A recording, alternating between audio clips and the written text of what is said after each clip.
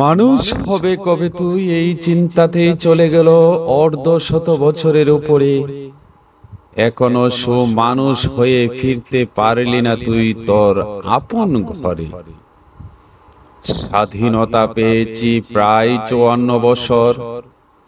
স্বাধীনতার স্বাদ পাইনি ঠিকই, কিন্তু স্বাধীনতা ভোগ করছে দালালদের দোসর।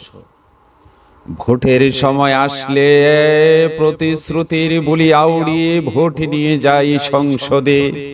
তারপরে সুবিধা যা পায় তার জন্য নগদ টাকা গুনে তুলে দিতে হয় হাতে।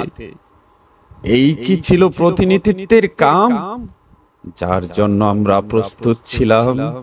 হাইরে মানুষ, কেন স্বল্প সুখের আশায় হারালি মহা মানুষের হুঁশ? তাই ছন্দে ছন্দে বলি কথা শোনো আরো করো, সবকিছু বাদ দিয়ে একজন বুজুর্গের হাত ধরে মরার আগে মরো। তাই বক্কর চক্কর বাদ দিয়ে ভালো হওয়ার এক্ষুনি করো মনস্থির।